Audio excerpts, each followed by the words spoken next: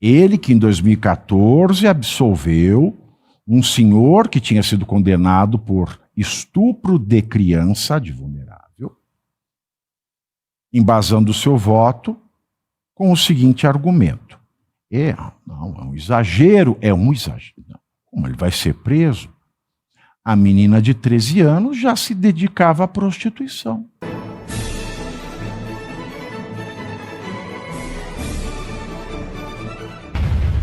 Para se aplicar coisa cabeluda, porque o Brasil tem dessa também, tem um careca que faz as coisas mais cabeludas do mundo. Para embasar, por exemplo, uma porcaria de uma notícia como essa, que envergonha qualquer pessoa com decência. O STF, é só para ilustrar esse ponto, Cláudio e João, o STF condenou o empresário catarinense Alcides Ran a 14 anos de prisão em regime fechado. Veja bem, este aqui é um país no qual o juiz instrutor do gabinete do Moraes, desembargador em São Paulo, vergonha do judiciário paulista, Ayrton Vieira, o homem que aparece na Vaza Toga dizendo: não acharam nada contra a Oeste, usem a sua criatividade, kkk. Ele que em 2014 absolveu um senhor que tinha sido condenado por estupro de criança de vulnerável, embasando o seu voto com o seguinte argumento. É um exagero. Como ele vai ser preso? A menina de 13 anos já se dedicava à prostituição. Ao mesmo tempo, o jornalista que se revolta, pega aí, esse caso eu peguei 1 ano de cadeia. Mas já paguei 60 pau de indenização. Tem mais 100, porque a Justiça Penal ainda vai dar um bis in idem para ele. Então o jornalista não pode criticar. É um exagero prender um homem que fez sexo com uma menina de 13, e isso é dado como crime no Brasil. Porque a menina já se prostituía. Mas é normal dar 14 anos de prisão a um empresário que cria empregos. Por quê? Porque ele pegou 14 anos, ele estuprou uma criança, Caivano? Não. Porque ele pegou 14 anos, João? Ele estuprou a criança, matou a criança e a mãe e mijou em cima dos cadáveres? Não. Porque ele transferiu R$500 para o pagamento de um ônibus fretado que levou manifestantes de Blumenau, interior de Santa Catarina, até Brasília para os protestos de 8 de janeiro de 2023. O Alcides responde pelos crimes de abolição violenta do Estado Democrático de Direito, golpe de Estado, dano qualificado, deterioração do patrimônio público tombado e associação criminosa armada. Segundo informações do UOL, em audiência, o homem relatou que fez o Pix a pedido de um conhecido que teria solicitado dinheiro emprestado para viajar sem informar o destino. O dono da empresa de ônibus, por sua vez, afirmou que, ao identificar a transferência, presumiu que o valor se referia ao fretamento para a viagem em Brasília. A condenação no STF foi proferida no dia 2 de março. A defesa entrou com um recurso que seria julgado no último dia 20, mas foi retirado de pauta. Além de Alcides Ran, foram condenados outros 2 homens pelo financiamento do ônibus. Segundo a denúncia apresentada pelo panaca-geral do regime, o Periquito cruza da Ronald de Cócegas com a velha da praça, Paulo Gonorréia. O René Afonso Manque transferiu R$1.000 a Vladimir Valmor Ramonski doou, nossa senhora, a pontuação tá linda, 10 mil reais. Foi um doou 500, outro 1.000, outro 10 mil. Ramons, que ainda foi identificado pela PGR como uma figura de liderança a favor do ex-presidente Jair Bolsonaro em Blumenau. Nossa senhora. Será que já... Deviam ter condenado ao inferno também já, né, Caio? Sim, é perigosíssimo, né? Apoiador de Bolsonaro. Olha, Deus, estamos fazendo um favor aqui, ó. É pro inferno também. Faz um ou golpe de Estado com 500 reais. O Brasil se dá golpe de Estado com 500 reais. Aí vai falar que esse Estado de Direito presta. Um Estado de Direito que você consegue dar um golpe com 500 reais?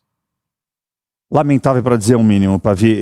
Primeiro, te parabenizar pelo texto inicial, né, pelo seu editorial, e agora pelas ilações que você fez. Na verdade, são conclusões, né? Você fez ligações entre um assunto e outro. Então, eu vou só conceituar aqui rapidamente, porque é o que você disse. A perversão dos conceitos, ela serve, obviamente, a alguém que no futuro quer se apropriar do conceito criado, de um novo conceito criado, para dominar a massa, né? Isso é utilizado de tempos em tempos na humanidade, e a gente está vivenciando isso no Brasil, neste momento, há mais de 10 anos. Golpe. Golpe nada mais é, segundo o dicionário, atribuído a ações ardilosas, desleais ou fraudulentas. Costumeiramente no Brasil, entende-se o estelionato na parte criminal como golpe. Você toma golpe do celular, toma golpe do falso sequestro, enfim, chamam isso de golpe. Quando ninguém entende o que quer dizer golpe, é como você disse, tudo vira golpe, tudo pode virar golpe, atribuindo-se a isso essa suposta tentativa de golpe de Estado. E aí a gente tem a questão do fascismo que você colocou e que eu queria voltar a ele, porque ele é vendido também como conceito para a humanidade, para atuais pensadores, não só do direito, mas da política, como uma ideologia política, quando não é. Se você pesquisar Carl Liebenstein, que inclusive esteve no Brasil durante o período varguista, ou seja, durante a ditadura Vargas, ele esteve aqui para verificar se o Estado era, naquele momento, fascista, um Estado fascista. E na definição dele mesmo, ele chamou aquilo de democracia militante. Então ele confundiu os dois conceitos. Mas o conceito de fascismo nada mais é do que uma ferramenta política. Através do quê? O uso da violência. Aí eu pergunto ao João, pergunto a você mesmo, Pavi, até a nossa audiência, que faça essa reflexão. Eu preciso, nos dias atuais, efetivamente, usar de violência, violência física, a coação, a coerção, para ter o resultado pretendido na política? Eu acredito que não. A gente usa o próprio Estado, o poder do Estado, as forças do Estado, a força do judiciário. Então, quando você pega o caso do senhor Han, do Pix, né? Entre outros, os três, o Romanowski e o outro. Você pega a questão de várias donas de casa, com mais de 70 anos, condenadas também a 14 anos e que estão presas neste momento. São 155 pessoas, ou próximo disso, que ainda estão presas. Você pega os caminhoneiros, que por se manifestarem em 2022, estão pagando multas de até 147 milhões. Isso não seria uma técnica fascista aplicada contra os apoiadores? Porque veja muito bem, fazer agora o paralelo de 37 para cá. Em 37 criou-se o Tribunal de Segurança Nacional. No entanto, o STF não tem essa coragem de mudar o seu nome ou atribuir a outros ministros o nome de um tribunal de exceção. Eles o fazem porque não precisa de crachá. A ditadura não precisa de crachá. O Pavinato falou isso várias vezes aqui ao longo desses meses que a gente está junto no programa. E essa é a realidade. O fascismo aplicado no judiciário, que o professor Manuel Gonçalves, que foi até o Pavinato que me apresentou, e aí eu descobri o Han Hirschel, que eu estou lendo agora, é a juristocracia. Ela é aplicada, esse falso constitucionalismo, essa nova interpretação, o pós-positivismo, isso é o fascismo aplicado. É a técnica de calar o opositor político. Agora, João, tu fiz uma conta rápida aqui. Se 500 reais dá 14 anos de cadeia, o Moraes e a mulher dele deveriam pegar uma pena de 1.806 milhões de anos de cadeia. Se a gente pegar a expectativa de vida da mulher no Brasil, que é mais alta que do homem, que é de 80 anos, o Moraes, ele deveria, para ele cumprir a pena dele, encarnar 22.575.000 vezes. Ele deveria ser preso a vida inteira por 22.275.000 encarnações. Olha que interessante. Veja que isso, se a gente colocar no papel aqui ainda, considerando o tempo que o Homo sapiens tem na face da Terra, ele deveria perfazer a história do Homo sapiens na Terra 75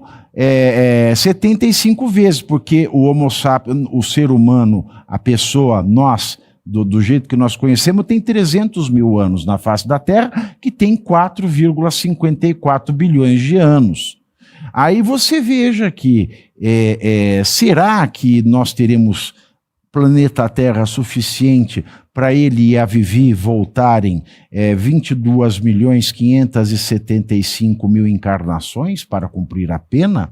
Olha, não teria essa esperança, Pavi, mas o que a gente pode observar, efetivamente, é que as decisões do Alexandre de Moraes daqui para frente, né? Esse é do colegiado, né? Agora é o colegiado. É o colegiado. Do colegiado. Mas ele que agora é o Conselho dos Sábios. Não, todo colegiado, mas digo, a figura específica do Alexandre de Moraes, no caso que é a mais gritante, as decisões dele já de algum tempo são ilegítimas. Ele está ocupando o cargo ilegitimamente e todos esses atores que vêm permitindo, como o PGR que você mencionou e o próprio Senado, estão na história, já estão nos livros de história como permitindo, como chanceladores desse estado de exceção, dessa juristocracia, como bem lembrou o Caivano, o termo correto, protagonizada pelo Supremo, mas especialmente pela figura do Alexandre de Moraes, que está envolto nesse caso dos 129 milhões, que está muito claro, né? Tinha o contrato da esposa dele, né, dessa super jurista com especialização em tribunais superiores, tinha esse contrato em vigor, que, ao que tudo indica, era para ele mesmo, né, já que tudo está levando a crer que a troca de mensagens era entre o Vorcário e o Alexandre de Moraes diretamente. Não,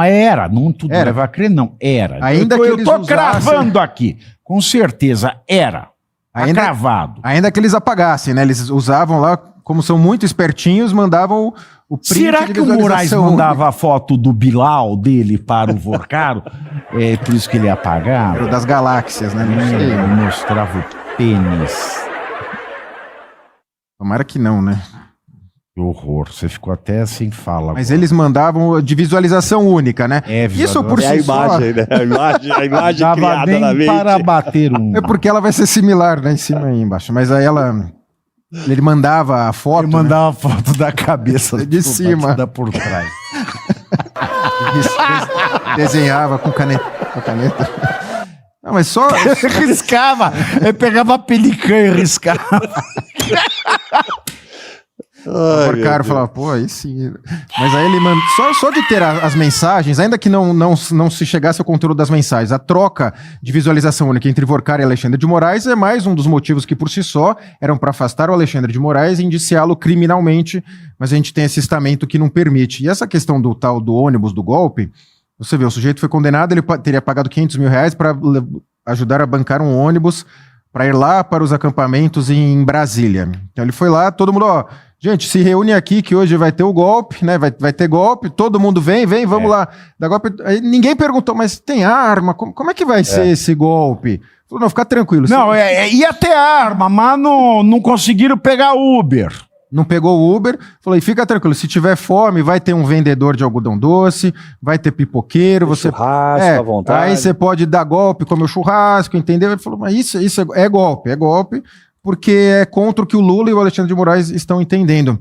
Mas que fique claro que o Lula e Alexandre de Moraes já foram opostos, né? E esse casamento por conveniência, ambos ali não se suportam muito. Então tudo está levando a crer para estourar no Alexandre de Moraes, o Lula também foi dando corda também quando o interessava, né? O Alexandre de Moraes dando essas decisões arbitrárias absurdas.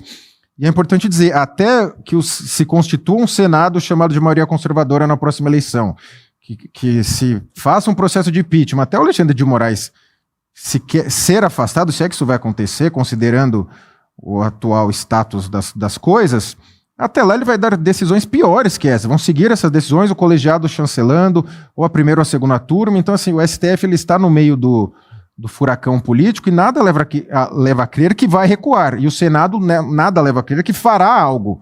Pelo contrário, vem deixando, ó, vamos lá na eleição, outubro tem eleição, aí a gente elege a maioria conservadora, só que até que se eleja, efetivamente que seja conservadora, não seja igual na última eleição, que grande parte fala, eu sou conservador, mas depois que entra, vota tudo com o PT. Então, até que isso aconteça... O Caivano já explicou.